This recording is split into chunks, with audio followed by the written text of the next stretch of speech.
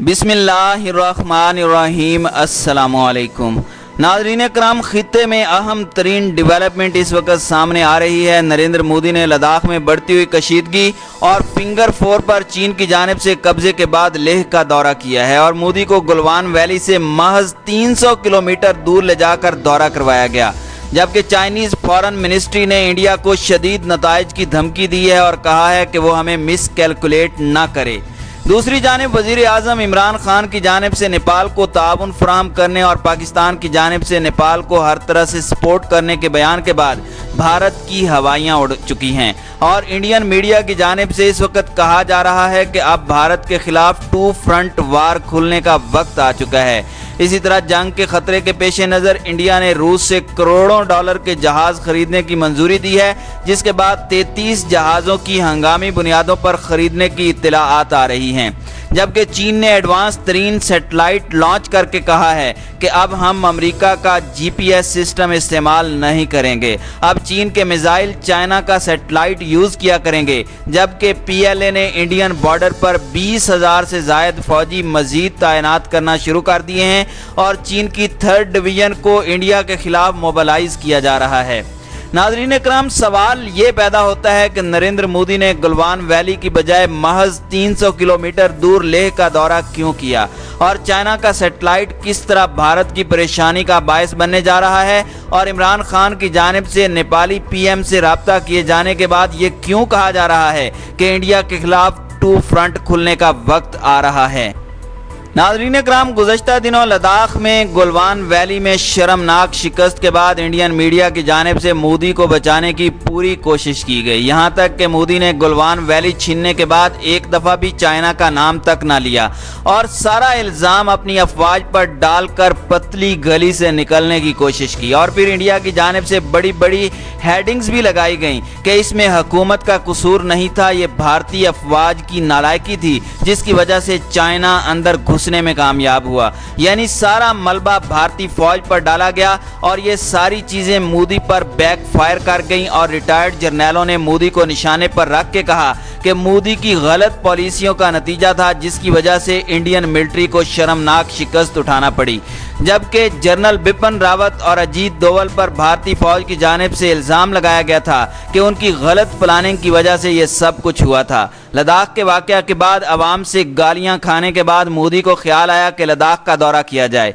और फिर Indian media, जिसे लद्दाख में जाने की इजाज़त नहीं थी, वो खबर देता है कि नरेंद्र मोदी जनरल बिपिन रावत और इंडियन आर्मी चीफ के हमरा हेलीकॉप्टर के जरिए लेह पहुंचे हैं और ये दौरा इंडियन फौज का मोराल बुलंद करने के लिए किया जा रहा है। और इंडियन मीडिया की जानिब से ये तासुर देने की कोशिश की गई कि जैसे नरेंद्र मोदी गलवान वैली पहुंच गया हो और बॉर्डर पर मुलाकातें कर रहा हो, लेकिन तहकीकात करने पर पता चला कि नरेंद्र मोदी नेमो नामी जगह का दौरा कर रहा था जो लेह से भी 45 किलोमीटर दूर है और ये नेमो नामी जगह टूरिस्ट पॉइंट है जहां पर विजिटर्स हर साल जुलाई से लेकर सितंबर तक गर्मियां गुजारने आते हैं। यानी नरेंद्र मोदी ने इस बार भी 125 करोड़ आवाम को चूना लगाया है और लद्दाख का विजिट करने के बहाने नेमो नामी सियाहती और तफरीही मकाम की सैर करने आ गया है जो कि गलवान वैली से तकरीबन 300 किलोमीटर दूर है। यानी जिस वक्त नरेंद्र मोदी भारतीय फौजियों से खिताब कर रहा था तो उस वक्त वो गलवान वैली से 300 किलोमीटर की दूरी पर था और मोदी ने महज दिखावे के लिए चंद फौजियों को बुलाकर उनसे खिताब किया।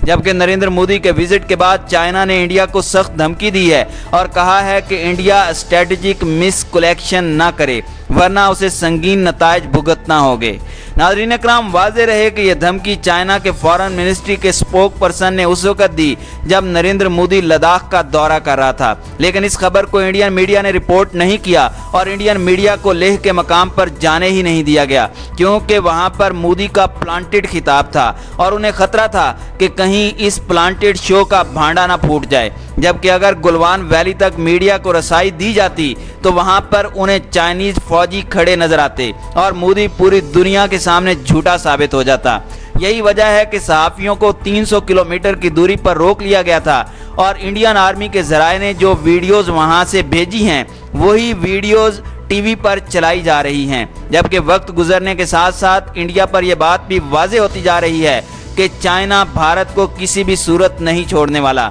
اور 59 چائنیز ایپس پر پابندی لگائے جانے کے بعد چائنا نے انڈیا سے کہا ہے کہ اس نے اپنے پاؤں پر خود کلہاڑی ماری ہے، جبکہ انڈین میڈیا نے رپورٹ دی ہے کہ PLA یعنی انڈین ٹرپل آرمی 20,000 سے زائد فوجی LAC پر تعینات کر چکا ہے اور انڈیا کو اندیشہ ہے کہ چائنیز 3rd ڈویژن موو کرنے جا رہا ہے۔ اس کے ساتھ یہ بھی رپورٹ آ رہی ہے کہ 20,000 فوجی LAC پر تعینات کرنے کے بعد 10,000 مزید فوجی بیک اپ کے طور پر لائے جا رہے ہیں، جنہیں 48 گھنٹوں کے اندر کسی بھی جگہ موبلائز کیا جا سکتا ہے۔ انڈین ذرائع کا کہنا ہے کہ نارمل حالات میں چائنا کی 2 ڈویژنز تبت میں ہوا کرتی تھیں، لیکن اس وقت چین مزید 2 ڈویژنز ایکسٹرا لے کر آ چکا ہے، اسی لیے چائنا کا یہ اقدام انڈیا کی جان پر آ چکا ہے۔ جبکہ الجزیرہ نے خبر دی ہے کہ چین کی جانب سے جنگ کے خطرے کے پیش نظر انڈیا 33 کے قریب رشین فائٹر جہاز خریدنے جا رہا ہے، جن کی قیمت $2.34 ملین ہے، جن میں سے 21 MiG-21 طیارے ہیں اور 12 کے قریب سخوئی 30 طیارے ہیں۔ جبکہ ذرائع کا کہنا ہے کہ لوکل میزائل سسٹم یعنی آکاش سسٹم ملٹری کی تمام برانچز کو دیے جا رہے ہیں۔ اصل بات یہ ہے کہ رشیا نے S-400 فوری طور پر انڈیا کو ڈیلیور کرنے سے انکار کر دیا تھا، کیونکہ انڈیا یہ سسٹم چائنا کے خلاف یوز کرنے جا رہا تھا اور رشیا چائنا کو ناراض نہیں کرنا چاہتا تھا۔ اس لیے رشیا نے انڈیا کو آفر کی کہ وہ ہمارے طیارے خرید سکتا ہے، یعنی میزائل سسٹم کی بجائے انڈیا کو اب طیاروں پر انحصار کرنا ہوگا۔ جبکہ چائنا جو پہلے ہی S-400 سسٹم یوز کر رہا ہے، وہ ان طیاروں کو بآسانی نشانہ بنا سکتا ہے، یعنی انڈیا کے لیے فی الحال یہ ٹوٹل گھاٹے کا سودا ہے۔ اسی طرح بلومبرگ کا کہنا ہے کہ انڈیا کو اب خبردار رہنا چاہیے، اگر چائنا کے ساتھ جنگ ہوتی ہے تو ایک نہیں بلکہ فوری طور پر 2 فرنٹ بھارت کے خلاف کھل سکتے ہیں۔ بلومبرگ کا کہنا تھا کہ انڈیا کو اس وقت غیر معمولی حالات کا سامنا ہے۔ 1947 کے بعد سے انڈیا کی پاکستان کے ساتھ 4 جنگیں ہو چکی ہیں، لیکن انڈیا کو کبھی بھی ایک ساتھ 2 بارڈر کو ڈیفینڈ کرنے کی ضرورت نہیں پڑی، لیکن اب کی بار انڈیا کے لیے حالات بدل چکے ہیں۔ جبکہ دوسری طرف انڈین میڈیا کا کہنا ہے کہ پرائم منسٹر عمران خان نے نیپالی PM KP اولی شرما سے رابطہ کیا ہے اور ان کو تعاون کا یقین دلایا ہے، یعنی پاکستان نیپال کو انڈیا کے خلاف یوز کرنے جا رہا ہے۔ واضح رہے کہ نیپالی پرائم منسٹر KP اولی شرما کی جانب سے جیسے ہی نیپال کا نیا نقشہ منظور کیا گیا اور 3 علاقے انڈیا سے واپس لینے کی بات کی گئی، اس کے بعد سے نیپال میں انڈیا کی جانب سے نیپالی وزیر اعظم کے خلاف لابنگ شروع کر دی گئی تھی اور نیپال کے خلاف پراکسی وار چھیڑنے کی بھی کوشش کی جا رہی ہے، جس کے بعد نیپالی وزیر اعظم نے بیان دیا تھا کہ انڈیا ان کو راستے سے ہٹانے کی سازش کر رہا ہے۔ جبکہ نیپال کی کمیونسٹ پارٹی کے کچھ لوگوں پر بھی الزام عائد کیا گیا کہ وہ انڈیا کے ایجنڈے پر کام کر رہے ہیں، جس پر کافی شور شرابہ ہوا اور انڈیا نے اپنے سلیپر سیلز کو نیپال میں اسی طرح ایکٹیو کرنا شروع کر دیا ہے جیسے پاکستان میں وہ مختلف ایجنٹوں کے ذریعے حالات خراب کرواتا رہا، یعنی پاکستان اور نیپال دونوں کو تقریباً ایک ہی جیسے مسائل کا سامنا رہا ہے۔ اسی لیے عمران خان کا نیپالی وزیر اعظم سے رابطہ کرنا انڈیا کو تشویش میں مبتلا کر رہا ہے۔ جبکہ انڈیا کا ریٹائرڈ لیفٹیننٹ جنرل بھٹاچاریہ نے دی ویک نیوز نامی میگزین میں آرٹیکل لکھا ہے، جس میں اس کا کہنا تھا کہ نیپال سے اب ہوشیار رہنا چاہیے، کیونکہ ہمارے اور نیپال کے بارڈر کھلے ہوئے ہیں اور اب نیپال سے انڈیا کو بڑی دہشت گردی کا سامنا کرنا پڑ سکتا ہے۔ جبکہ اس نے یہ بھی الزام لگایا کہ پاکستان جعلی انڈین کرنسی کو نیپال کے ذریعے انٹر کر سکتا ہے اور ماضی میں انڈیا مجاہدین کو نیپال کے تھرو انٹر کروانے کے الزامات لگاتا رہا ہے، لیکن موجودہ صورتحال میں انڈیا کی پریشانی کی وجوہات اور بڑھ چکی ہیں، کیونکہ زی ٹی وی نے حال ہی میں خبر نشر کی ہے کہ نیپالی وزیر اعظم کی مدد کے لیے چائنا نے اپنے جاسوس نیپال میں بھیجنا شروع کر دیے ہیں۔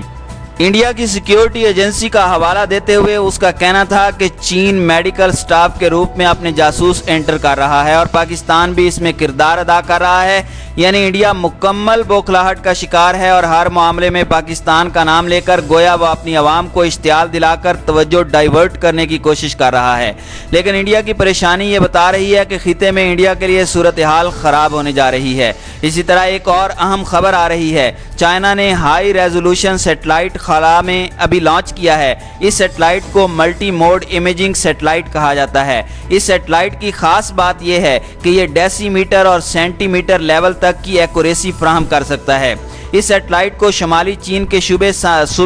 शांजी से लॉन्च किया गया था। इस सैटेलाइट के बाद चीन की जानिब से कहा जा रहा है कि अब जीपीएस सिस्टम पर चीन का इन्हिसार खत्म हो चुका है, क्योंकि जीपीएस सिस्टम अमरीकी मिलिट्री के ज़ेरे कंट्रोल है और अमरीकी सिस्टम पर एतमाद नहीं किया जा सकता। इसकी वजह यह भी है कि 1996 में चाइना ने ताइवान की समंदरी हदूद में 3 मिसाइल दागे थे। इन मिसाइलों को दागने का मकसद ये था कि किसी तरह ताइवान को खबरदार किया जाए कि वो चीन मुखालिफ इक़दामात से बाज रहे, लेकिन चाइना का कहना था कि इन तीनों मिसाइलों में से एक मिसाइल तो अपनी जगह हिट हुआ था, लेकिन 2 मिसाइल हदफ को निशाना नहीं बना सके थे और इन 2 मिसाइलों का जीपीएस सिग्नल मुनक़ते हो गया था, जिस पर चीन ने अमेरिका पर इल्ज़ाम लगाया था कि उसने जीपीएस सिग्नल को काटा था, जिसकी वजह से 2 मिसाइलों को ट्रैक नहीं किया जा सका। ये वाक़या पीएलए के लिए शर्मिंदगी का बायस बना था, जिसके बाद फैसला किया गया कि चाइना अपना जीपीएस सिस्टम बनाएगा, क्योंकि जंग की सूरत में अमेरिका जीपीएस को अपने लिए इस्तेमाल कर सकता है